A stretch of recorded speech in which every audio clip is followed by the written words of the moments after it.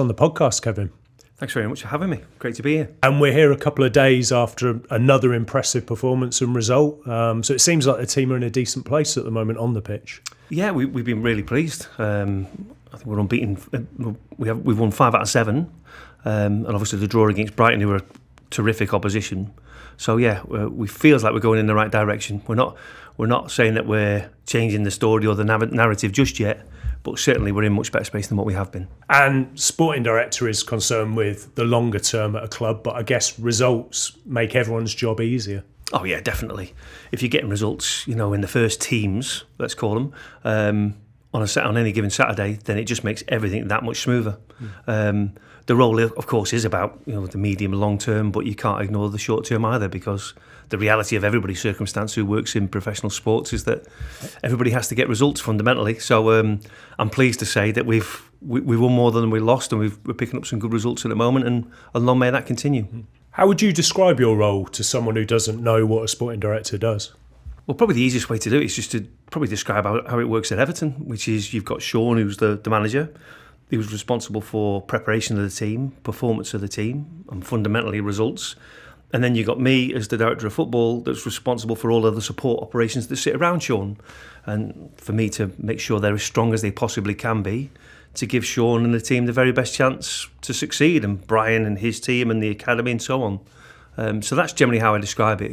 It's a responsibility for strategic function, across all of the parts of the football plan. And you've been in place now since February 2022. What do you think appealed about you to the club's board? Why did they come to you? Yeah, it's a difficult question for me to answer that. It's probably one to ask them, but I'd obviously worked in the Premier League before, which I think is something that they were looking for. I had knowledge of the people who were in those positions at that time, so Denise Barrett-Baxendale, Grant Ingles, Graham Sharp, the chairman. And so they knew me, and they knew of my work before.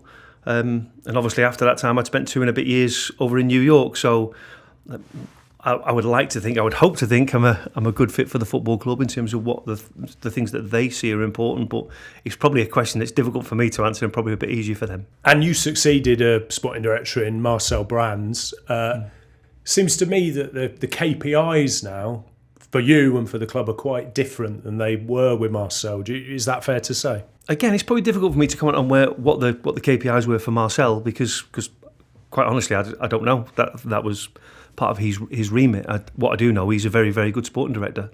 The remit for me is very much being about doing lots of different things, really. Number one, putting in place a strategic plan that helps us to achieve the vision in the medium long term, build on the successes or the previous successes of the academy, try and find ways in getting young players into the first team, to support the first team, and then a host of other different things, but then also some very short-term bits as well. In my 18 months, we've been going through a very difficult period, and supporting the manager to help us to stay in the league has been a big part of the role for sure. Because I remember actually I heard Farhad Moshiri, and he was saying kind of one of the first targets was to get into Europe at that point. I think this was 2019. And I remember as well, over the 10 windows, I think around that period, you were 6th highest for net spend in Europe. I think it was ahead of Bayern Munich and teams like that. So obviously it's quite a different climate now when you look at the business you've done in the summer, for example. Yeah, I don't think it's any secret that we've got some financial situations that we need to resolve and are resolving. I think certainly my 18 months has been very much focused on that as well as other things, but understanding PSR and finding solutions to some of our PSR issue has been a part of the process that I've been involved in. Yeah. What is PSR? Sorry, just to cut in. Oh, profit and sustainability. It's the new financial fair play. So it's profit and right. sustainability. Yeah. So making sure we stay on the right side of the rules in that regard. And obviously we've spent a lot of money in previous times, and the reality is you can't continue to spend and not deliver transfer fees or build a better financial structure, etc., etc. So a big part has to be, certainly in my time, has been and has to be going forwards around that financial piece, almost bringing us back into some sort of financial balance, and then also creating some sort of financially sustainable plan going forwards. You talked about the strategy that you set up since you've come in. Has that been the climate then throughout that period, that you're now looking at things like reducing the wage bill, nets being positive in terms of net spend, things like that. Well, I think what we're trying to do on the financial side is just apply some financial common sense, really. You know, I'm not the greatest mathematician in the world, and I'm not brilliant at that side of things. But the reality is, you can't spend more than you earn. So bringing us back into some sort of financial balance and applying that common sense, as I said earlier, is a big part of the job. But that's the same for sporting directors the world over, in my opinion. And then the second bit then is, okay, well, if that's what the objective is, or that's what if there's a need to be able to do that sort of thing, how do you then also create a team that's going to be competitive in what is the most competitive league in the world? So they're two big rocks within my remit, I suppose. Financial balance, and then also making sure that we stay in the league and then start to build something that people can believe in out on the pitch. And as I said, Moshiri had talked about aiming for Europe as a first step. What are your ambitions on the pitch? Like, how high can you finish up the league, do you think, in this season and next season? I think everybody at Everton wants to get Everton back where we all believe it belongs. And the vision has to be, for a big club like Everton, it has to be, how do we get back amongst the elite? How do we start competing for trophies? How do we start to get back into Europe? And of course, we've got this world-class stadium on the horizon. So we want to build a team that's going to be befitting of that, don't we? So there's that to contend with right at this very moment in time. And that has to be the vision, because we work at a very big football club where enough is never enough. You know, if we finish 15th this year, you know, we need to finish 12th the year after, and so on and so on. Everybody wants more. That's not an issue for me. I think it's a privilege to work for a big club like Everton. So it's not so much about saying, okay, we need to finish here one year or there the next. It's more about saying, okay, how do we find solutions to these short-term, medium-term problems that we've got? And then, come on, how do we get back to where we really want to be, where people expect us to be, which is in that space that I talked about. I suppose that was the strange thing before. Normally you would have a correlation between spending and then moving up the league, but it actually was the opposite, wasn't it? Spending was going up and the position was going down season on season generally as a trend. Yeah, and again, if you look back over the course of time, Mr. Moshiri has tried very hard to build something that's going to be very successful. Now, for whatever reason, that hasn't worked out. But the reality is now, when we look back over the course of time, you know, there's been lots of change at Everton Football Club, and we all know that, you know, having a very clear identity is probably also a very strong marker for success. You can see that, you know, in this year's Premier League or Premier League seasons gone by. And so constantly having lots of change at Everton has caused its own difficulties. And I think where we're trying to get to is we're trying to get into a period of stability, a period where we can start to redress the balance in terms of the financial aspects, but whilst doing that, recognising that it's still all about what happens out on the grass on a week-to-week basis, and building teams that still have the ability to compete despite this difficult backdrop. How do you go about putting together a strategy like the one you have? Like, what's the starting point for it, and who's involved? Well, who's involved? Let's start with that bit. So, in my opinion, it'd be very easy for the chief exec or the director of football or the owner to say, this is the vision, this is the direction we're going in, this is what I want to see, etc., etc. The problem with that, of course, is that if you're not able to take the workforce with you, then most of the time it's a plan that's built on sand. And so the reality is, I think once you understand exactly what direction of travel looks like, having a very clear vision, it then really is much better to then turn to the workforce and say, okay, you're providing the expertise, you're the specialists in these areas. How do we achieve the vision? And then you start to build the plan out from there, really. So the reality is, everybody should be a part of it, and that's what we've tried to do at Everton. We're in the process of trying to build a very strong strategic plan that helps us to achieve that vision in the medium long term. And we're currently working with all of the people at Finch, all of the people at the Royal Liverpool Inns to be part of that plan, to help us to hopefully get somewhere, but more importantly, stay there, you know, and have a very strong plan that stands the test of time, really. Did you actually start off with working groups involving the staff? Yeah, so the place in which we started was the football club decided on a very clear vision. Can we get back amongst the elite? How do we get back amongst the elite? And then literally we sat down with all of the heads of the department, who then sat down with all of their departments to then start talking about this performance problem. Okay, if we're going to get to that level again, what are the things that we do well? What are the things that we don't do so well? and what are the big rocks, what are the things that are most important to us, to really help us to start to build something that we all believe in. And so that's the process that we've been through, really, and are still going through. This is, again, we haven't at this moment put a dedicated timeline on it because we're still working through a process, and we're still cleaning up and tidying up the way in which we achieve this vision. But it generally is, first and foremost, about the people, all the people at our football club playing a part in helping us to build something. And is style of play and game model a key part of that identity and that strategy? Yeah, so very much. We've got 4 strategic pillars. I don't mind sharing these with you. We've got who we are, and at every football club, culture and identity is really important to people, and so it should be. And we don't want to get too far away from our way, an Everton way. How we play, I think, is a big part. And again, I've already mentioned there's loads of different examples in the Premier League and all over the world of people having very clear ways of playing and the benefits that they get from that. How we support, so what do we do in terms of our operational method? Stuff like performance analysis, stuff like coaching, medical services, sports science.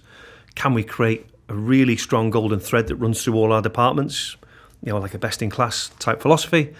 And then staff development. I'm a big believer that you're only as good as the sum of your parts, and if you've got staff that you're continuing to develop and continue to help to improve, and they can provide better quality of service, better expertise around the building, then you're only going to be better for it. So we're sort of focusing on those 4 things, really. Mm-hmm. And have you kind of heavily learned from Red Bull, where you were previously at New York Red Bull, as you say? Is that something that they're very, very strong on, that identity and how they play, and that then informs everything else? Yeah, in my opinion, they couldn't be clearer in terms of how they want to play. And certainly from a recruitment perspective, we got in a spot there with New York Red Bull and as well across other teams where we were saying, yeah, this guy's a really good player, but he's not a Red Bull player. So he could play for maybe a different team, but he just won't be successful with us, because they were really clear about playing identity, playing philosophy, what they wanted from each player in their position and how they wanted the teams to play effectively. And that gave us a really clear bandwidth about how we could then search for players. I think if you haven't got that clear identity, it's very difficult to put a methodology together, because you're not sure about exactly what you're looking for sometimes. The clearer you are, the better you are, easier it is. And I wondered if we could just go through those in a little bit more detail. So first of all, the who we are, how would you sum that up? Well, again, it's about culture and it's about identity. So, Everton's got an incredible history and an incredible tradition, and it's clear that it values a lot of things, and it wants its people and its players to behave in a particular way. So it's about us making sure that everybody understands that, because the reality is, if you work for Everton, they're going to want to see those things in the way in which you operate. And so I think it's a big part of what we do, really. So that starts with the players, and Sean, who we appointed less than a year ago, he's very, very clear about what he wanted when he first came in. One of his great sayings is, we need to get some sweat on the shirt. For me, that's an embodiment of some of those core values, honesty, hard work, respect, humility, etc., etc. It's a nod to working class values, really, which is what we are from an Everton perspective. How we play, well, again, it's about very clear football philosophy, very clear game model. It's about saying, what do we expect our teams to do when they've got the ball, when they haven't got the ball, when they're transitioning to one or the other. Where we really want to get to is, we want to get to a spot where people are able to go to any pitch, and regardless of colour on the shirt, they're able to pick out the Everton team. And for there to be some synergy between what happens at different age groups. And of course, there's loads of different benefits that can come from that, in terms of helping young players to progress through the pipeline. How we support, how do we create the very best support service that helps our teams to succeed effectively. So, and again, across all of these, we're talking about a very clear plan, which is, okay, well, what does great look like? Where are we against that standard? So, we're actively talking to staff members about not only looking at Everton, but looking at other football clubs, looking at other businesses, other organisations, other sports, and saying, come on, what's the standard? Where are we against that standard? And come on, let's start to think about building a plan that helps us to achieve this standard of great. And then, of course, making sure that we don't lose sight of who we are. So applying this Everton context and this Everton filter, because it'd be dead easy to say, yeah, I can build great, but it's going to cost you £1 million. And the reality is we haven't got £1 million. So it's about people being innovative and finding different ways to support that process.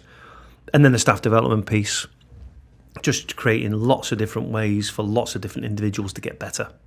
As simple as that, really. And that might be opportunities to do some research and development stuff.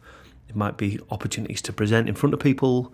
It might be working groups that help them to work through a particular performance problem. Just as simple examples of how we're trying to work with people to get that better level of understanding around what's needed. And in terms of the who we are, it's not like you've had to learn about that totally when you've come in the building, because you've got Everton in your DNA, haven't you, to a certain extent? Yeah, no, I suppose you could say that, yeah. My mum and dad are from Liverpool originally. My dad's been an Evertonian since he was born, really, as most are. He's a true blue. So I've sort of grown up with all of those stories of what Everton is and what Everton should be and can be from my dad. He's been at all of the big games over the course of time. And my first ever game was actually at Goodison. It was Mick Lyons' testimonial back in the early 80s. And, I'd never forget how Goodison felt at that time. So, yeah, obviously being from the local area, you pay attention to all of these big clubs and what's important to them. That's been helpful. And I guess that great history that Everton has and the great support, the great stadium, can be a positive and an anchor in a way, I'm thinking. So if things aren't going well, you can get the pressure from the stadium, you've got the pressure of the past. Would you say that's been true in the last few seasons? Yeah, well, I definitely think it's pressure. But I don't see that as a burden, personally. I see that as a privilege, because with that pressure, you're working at a big club, and with that mentality, you've got opportunity. And so from my perspective, to be able to work for a club like Everton and be able to achieve all the things that we think we can achieve going forwards, if we just navigate our way through these tricky waters at the moment, with a new stadium on the horizon, I regard myself as very, very lucky, and I hope that people see it in the same way. To play for Everton, to work for Everton is an honour, for sure. And in terms of how we play, the second pillar, how would you sum that up? Well, in a very simple summary, I'd say, what do Evertonians want from their teams? On any given weekend, I think they want to see this dogs of war piece. They want to see honesty, hard work, people playing for the football club, playing for the colours and giving absolutely everything and leaving it all out on the pitch. But they also want to see this School of Science bit, this bit that they had in the 60s and 70s. They want to see good football. They want to see pass forwards, run forwards. They want to see attack. They want to see teams build things in a particular way, the game in a particular way. So for me, it's if you're inside this space, this Dogs of War School of Science piece, then I think it's understanding if you can find a way of playing the game that sort of epitomises those two things, then you've got a chance. And I know I'm using that as a really simple context, aren't I? But for us, we should be building on those two pillars. People should see that in all of our teams. Is that still a work in progress at the moment then, would you say? Because I'm thinking of the game on Saturday where we saw a lot of that, Dogs of War, I would say. I think the possession was 80-20 to Brighton. So, is that something to still build on there? It's always going to be something to build on, I think. We're always going to be evolving this. And this is not something that's going to be built in a day. It's going to take us some time because we want this to stretch across all of our teams. What do I think about the weekend's game? I think Sean is finding a way to find results, playing in lots of different ways. And anybody who knows, when you play against Brighton, they are a fantastic football team, and you pressure them at your peril, really, in my opinion. We found that last season when we played them at Goodison. They absolutely beat us up because we came out of our position and out of our slot, and they're so good at moving the ball, etc. So Sean is using a different tactic to help us to gain the result, and I thought we played very, very well at the weekend, and it's a shame we couldn't have just seen it through at the end, but a fantastic effort from the boys after a very tough week, 3 games in 6 days. So when you brought Sean in January, Was it partly with that game model in mind? Was he someone that you thought could deliver that style of play that you're after? Yeah, I think so. And number one, it was about our circumstance. So we wanted to stay in the Premier League and had to identify somebody who had experience of that, who could do that. But then also, it's not just about one thing, is it? You're looking for somebody to come in and help you to build something. In reality, Sean becomes our football expert because he's the guy who's got one of the main teams who's leading from the front. And so from our perspective, it was about saying, okay, well, yeah, we need somebody who's going to help us right now. And Sean was perfect for that. But then also, has Sean got the ability to help us in the future, medium, long term? And in my opinion, I think he has, for sure. Because he epitomises a lot of these working class values that Evertonians hold so dear, we hold so dear.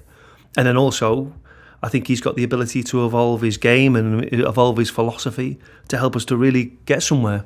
So, and as we sit here today, I think he's done a really good job. We had Sean on the podcast last year, and that was something that he was really at pains to emphasise, the fact that he can evolve and he can play different styles depending on the circumstances, because he feels that he has been typecast a little bit in terms of style of play because of his time at Burnley. Yeah, we're very lucky that we get access to a lot of data, and we get access to a lot of information around the Premier League. And if I just apply that process that I talked earlier about, what does great look like? We've done a lot of research around, well, what does great look like in the Premier League? What are teams doing to make them so successful? And in my opinion, if you look at Sean at Burnley and Sean at Everton, he's already evolved. The data tells us that, the naked eye tells us that. And in my opinion, we're heading in the right direction. Of course, there's more evolution to come. There always is. But I think he's done a really, really good job in very, very difficult circumstances. And then to also help to build a team that's not only got this mentality that we've got at the moment, touch wood, he says, holding on to his rosary beads, hoping that continues. But then also to help build out the team in terms of a philosophy. Now, it's not easy to do. So we've been really pleased so far. Our podcast sponsor, Huddle, can help change the way you see the game. More than 35,000 football teams across the world use their Pro Suite tools to combine video and data into powerful insights and winning strategies via one connected platform. Huddle also offers consultancy services for high-performance sport with world-class experience and expertise in data management, player recruitment, and head coach search. For more information, go to huddle.com. That he's evolved. Is that in things like chances created? Yeah, everybody points to XG, don't they? Is the big old marker, but I think it's XG difference that's probably the most important one, which is talks about goals that you score and goals that you should have scored or goals that you should concede and vice versa. And we don't believe that we've got as many points as probably what we deserve this season. Again, we've got 11 points at the moment, but if we look to our earlier games and we look at some of that data, then we think we maybe could have got a lot more. And reviewing that data, analysing that data, I think is an important part of the process now, because in the director of football role, it'd be very easy to become very emotional and just make decisions on the results. But actually, when you look at those underlying statistics and you look at the way in which the games have actually played out, then it just helps you to make a more informed decision, a more balanced, rounded decision. We're starting to see the benefits of the way in which Sean's set up the team. And talking about that style of play, does that run throughout the club? Would that be throughout the academy as well and the youth teams? Yeah, we're trying to do that. And again, we're right at the very start of the journey rather than the middle or the end. But where we want to get to, to quote Dan Ashworth, when he worked at the FA, where we want to get to is the only thing that changes should be the size of the shirt. And so I think the clearer we are in terms of how we want the game to be played, the clearer the players are about that, the easier it should make it for those players to move through the age groups and through this pipeline. And then a big part of my job then is making sure to keep the gate open at the far end, so that once we feel like they're ready or they're capable, we give them opportunities to step through that door. And is the academy a key part of the strategy and the plan? Yeah, definitely. And it should be a key part and a key strategy for every football club, in my opinion. I'm a big believer, because I came through this route, this. I've started as an academy manager. So I'm a big believer in giving young players opportunities. I think you're stronger for it if they understand the DNA of the football club, if they're part of the fabric, I'm not saying it means more to them, but it means a lot. And so, especially if you do give them that opportunity. And so, creating this pathway for young players to be able to move towards the first team and then get opportunities to play in the first team is a big part of any plan, certainly a big part of ours. Do you think the balance was a little bit awry in the past? Because I'm thinking the club was very successful at under 18 and under 21 level. So you won PL2 2017, 2019, but that wasn't being translated into first team minutes for homegrown players. So I think this season you're on 1.3% for club trained players according to CIES, and it has been low in previous seasons as well, despite that success at under 21 level. Yeah, again, it's difficult for me to comment on what happened before. All I can say to you is what we decided to do from the moment I walked through the door, really, which was to make the teams at Everton younger. I think we looked at a lot of research to say, well, look, if players aren't playing senior football by a particular age, then it's going to be very difficult for them to make the next step. So we started to look at the age of the teams, and we started to look at individuals and started to determine what we believe to be the correct pathway for those young players to be able to become the very best version of them, really. And they all want to play senior football, and we want them all to play for our first team.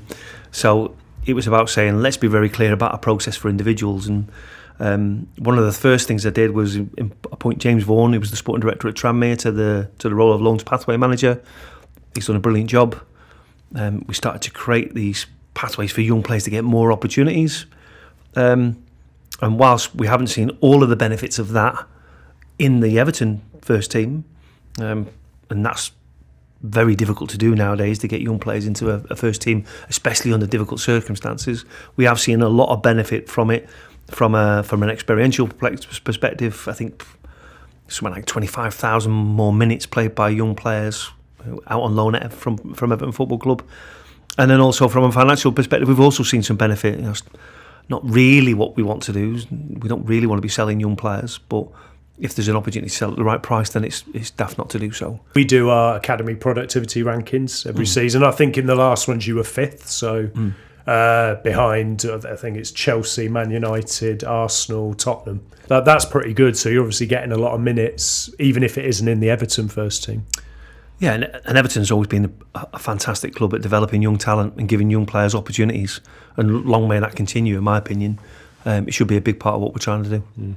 I remember actually in that PL2 team, I think it was quite an old team that won in 2019. So I think the club had the reputation of holding on to young players. So has that been a change, that you want to get them out playing senior football, whether it's on loan or even moving out? Yeah, I think as good as PL2 is, you know, I think everybody feels that there's a big gap between that particular experience and the experience at senior level. And then also you'll know it better than me, there's a whole load of data out there and a whole load of research that says if you're not playing senior football by a particular age, then it's going to diminish your opportunity probably to be able to make it, or for you to be able to achieve, you know, your potential. And so it's about us paying attention to the data. It's about us looking at the experience that players are currently getting, and then starting to sit with experienced people and say, okay, what's the best plan to get the very best outcome for this young player? And then we start to make a plan for what we do, and that could be stay in the building and continue to play PL2. It could be progress to the first team and start training regularly there. It could be out on loan, you know, come back, check and challenge. Are they ready? Are they not ready? Go back out again. There's lots of different ways of doing it, isn't there? But in our opinion, it's about saying, okay, well, come on, what does the data tell us?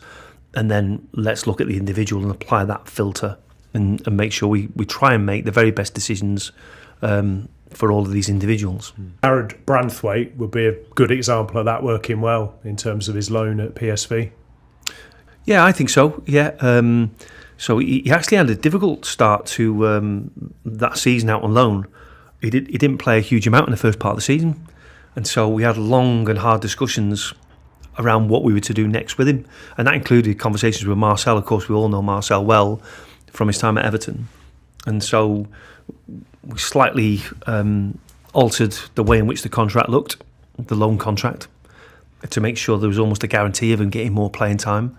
Marcel was very, very clear at that time that he was going to get more playing time. And so we all took a little bit of a leap of faith to hold him to his word, really. And as it was, it worked out brilliantly. You know, he got a lot of playing time in that second part of the year, got a lot of experience in not only the Eredivisie, but also in European competition. And I think we're reaping the benefits of that now. We always, in our minds, we always had him coming back to us and playing in the first team. But of course, you then need a manager who's going to give somebody the opportunity, a young player the opportunity. And in our case, under difficult circumstances. And Sean did give Jared that opportunity. And I'm glad to say it's working out really, really well for everybody. And we had Pep Linders from Liverpool on the pod at the start of the season. And he was saying that often the scouting department can be in competition with the academy. So in terms of signing players who block pathways, is that a key part of your role to ensure that doesn't happen and you're taking that overall view? Yeah, definitely. The reality of that is just counterproductive, isn't it? So we need to try and create relationships and trust and synergy between all of the departments. In reality, we want everybody working together for the same end, don't we?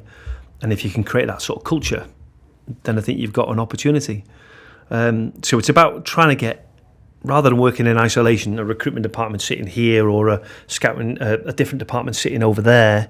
It's about trying to create this collaboration between these departments that help us get exactly the right outcome. And it's not a competition between one department and another.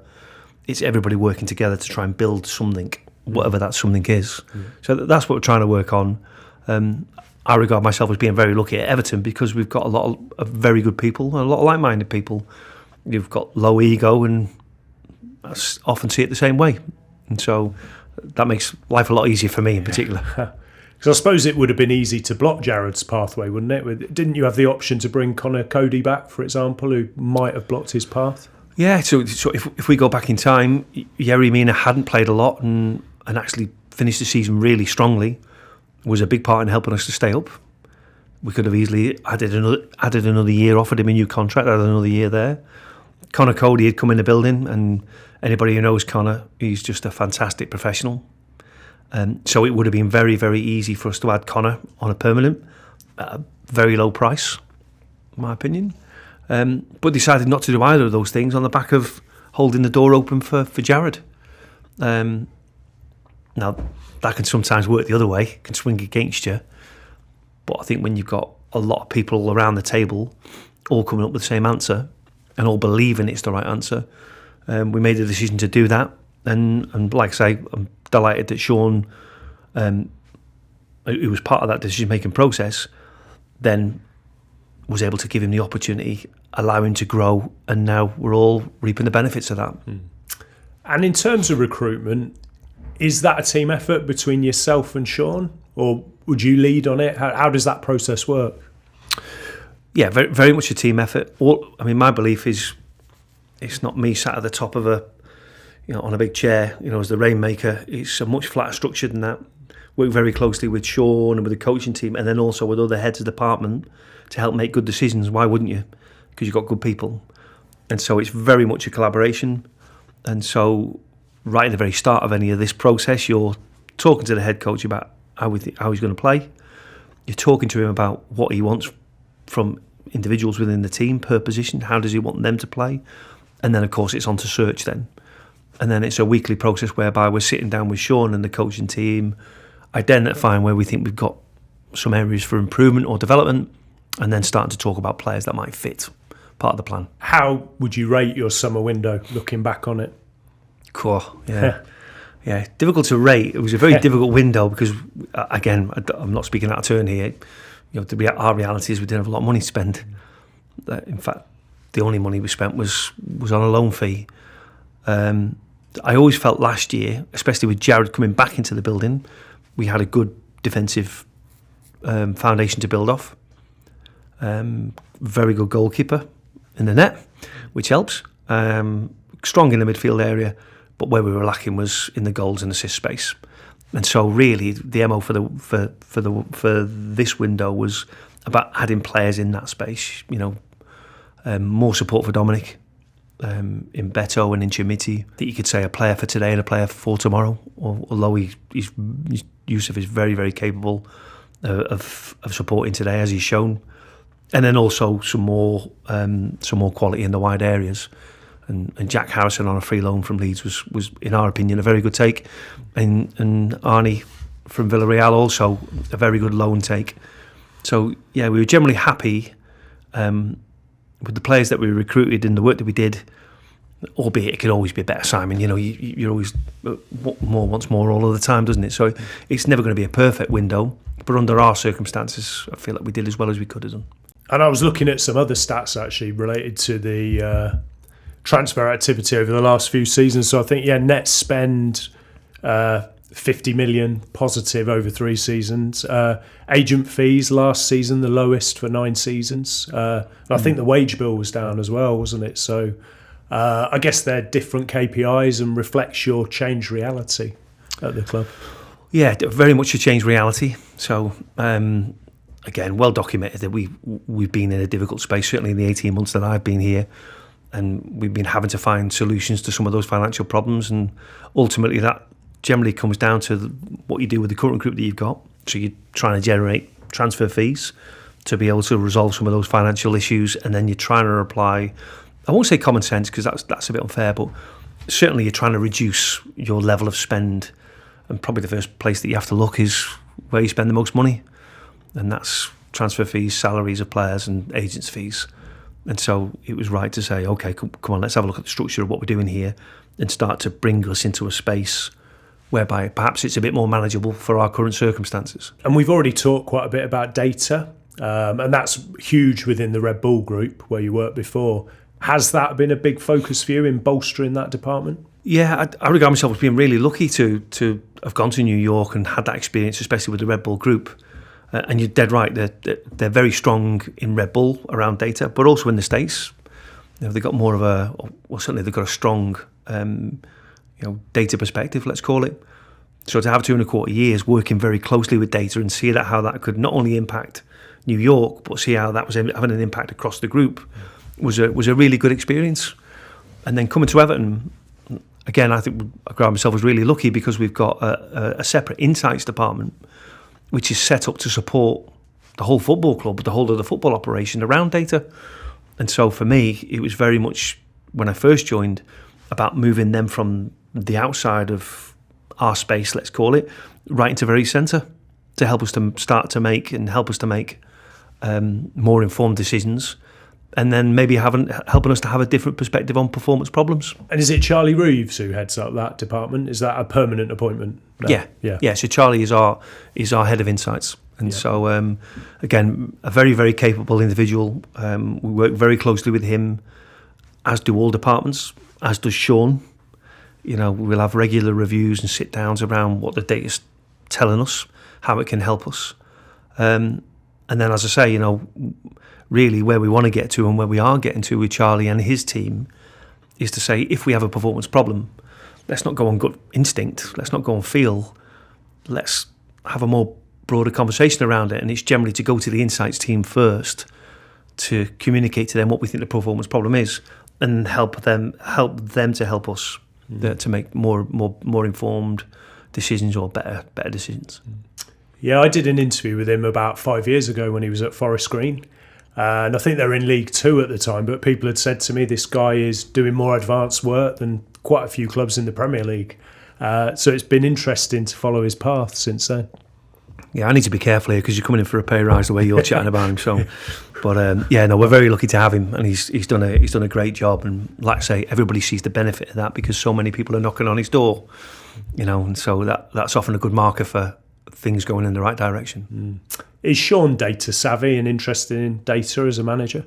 Yeah, he is. Yeah, and so again, a good example would be Charlie. After every 6 to 8 games, he'll sit down with me, he'll sit down with Sean and the coaching team, and we'll almost have a 6 to 8 week review. Really, almost like what does the data tell us? And in my opinion, that really helped us in the early part of the season because we weren't picking up results, but actually, when you looked at the underlying numbers, when you looked at the detail, we're actually outperforming teams, but not picking up the points. And so, during that time, it can be a difficult space for the manager, can't it? Because you're not quite getting the results, and so it's almost like do I stick or do I twist, really? And I would hope those conversations, those meetings would have helped Sean to say, and certainly me to say, no, come on, we're going in the right direction here.